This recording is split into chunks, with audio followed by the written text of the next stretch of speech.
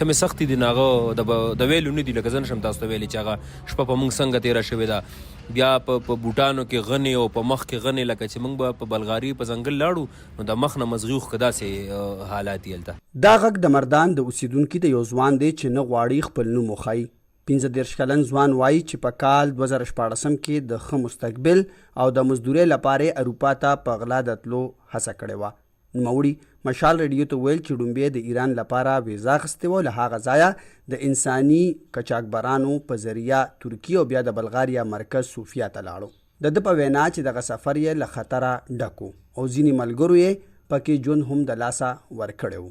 دلته غریبي هم وسو او څه دا و چې روزګارونه هم نشته، تعلیم هم وکړو او څه ملګري ملته یورپ کې هغې مې چې دلته ښه سیټینګ دی او ښه پیسې ګټو او ښه زندګي د ښه لایف دی او هغې وی چې فیملیز هم راغواړو. نو تقریبا هغه وخت کې ما هغې 2 لک روپۍ ډیمانډ و د ترکي د رسېدو.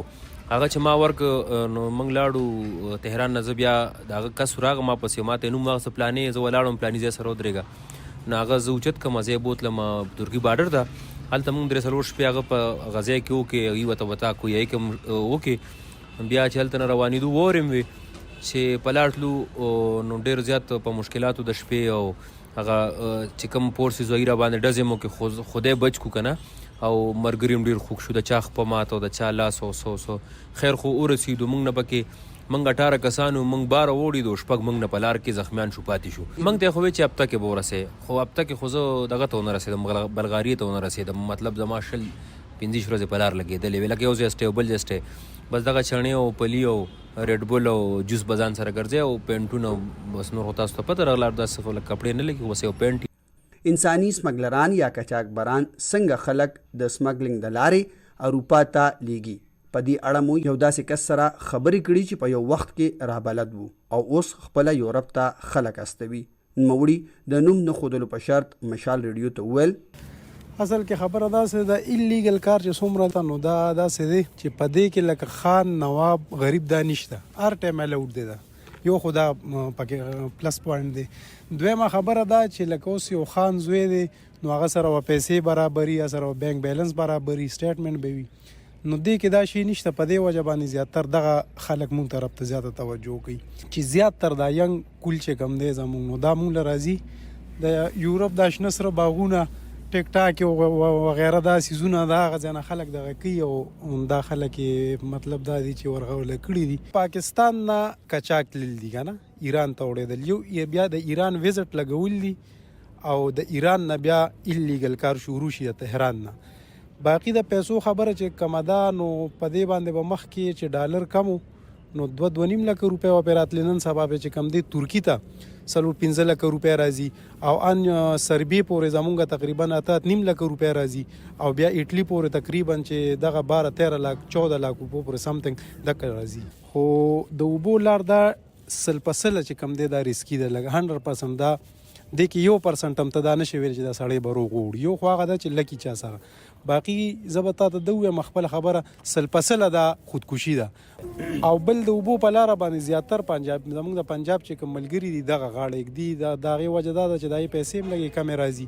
د و چې د لارې پیسې ډېري. د افغانستان یو مشر ور راته مړ شوی او بیا هم په اوږه واپس ترکي ته راړولی دی، خو لکه پرېښې هم نه دی، دا یو کار هم کړی دی ځکه انسانیت ځان له شی دی که نه، نو پرېښې هم نه دی ځنګل کې زناورو ته یا داسې پرېښې هم نه دی.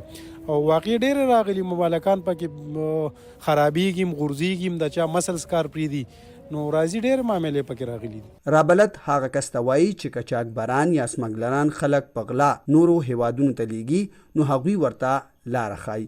د تیرو څو کلونو راهیسې په پاکستان کې د سیاسي بې ثباتۍ، ناامنۍ او د روزګار د نشتوالي له وجې ډېری ځوانان هڅه کوي چې یورپ ته لاړ شي. پاکستان کې د بشري حقوقو په اړه کار کوونکې ادارې نیشنل کمیشن فار هیومن رایټس د کال 2023 په خپل یو راپور کې وایي چې د کال 2023 په ډومبۍ شپږو میاشتو کې د پاکستان نه یورپ ته له 14,000 زیات کسان په غیر قانوني توګه تللي دي. راپور زیاتوي چې د کال 2022 په ډومبۍ لسو میاشتو کې په غیر قانوني توګه د پاکستان نه د تللي خلکو شمیره 280% سیوا شوې. خو بلخوا پاکستان کې د انساني سمګلینګ د مخنیوي د ادارو په وینا چې د قاچاقبرانو پر ضد عملیات شروع کړي دي. د خیبر پښتونخوا د اف ای ای ډیپټي ډایریکټر اصغر بلوچ مشال ریډیو ته وویل چې روان کال یې له 10 زیات سمګلران गिरफ्तार کړي دي.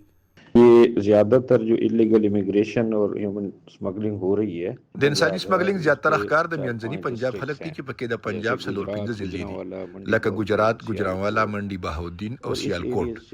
دلته د انساني سمګلینګ 90% خلک دي.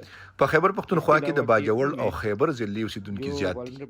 موږ کوشش کوو چې زیات تر خلکو ته پوهاوی ورکړو او د ایجنټانو پر ضد سخت نه سخت کاروایی وکړو कि awareness campaign पे ज्यादा फोकस करें और सख्त से सख्त कार्रवाई करें एजेंटों के खिलाफ. د اف ای ای په وینا چې زیاتره پاکستانیان د بلوچستان چاغي د لارې ایران ته ځي چې بیا له هغه ځایه د اوبو د لارې د یورپ بیلابیلو هیوادونو ته ځي. د چاغي د لیویز فورسز د شمیرو تر مخه د 2019 نه تر اوسه له 90,000 زیات کسان गिरफ्तार کړي دي. ایتنز کې د پاکستانی سفارتي چارواکو رسنو سره په شریک کړي خپل یو بیان کې ویلي چې د پیښې لزای وسلويخ پاکستانیان ژغورلي دي چې اوس هلته په یو مرکز کې دي. یاد دی وی چې په کال 2023 کې هم د یونان په سمندري حدودو کې یو کشته اوړېدلې و چې پکې 222 پاکستانیان مړه شوي وو. عظمت علی شاه، مشال ریډیو، پیښور.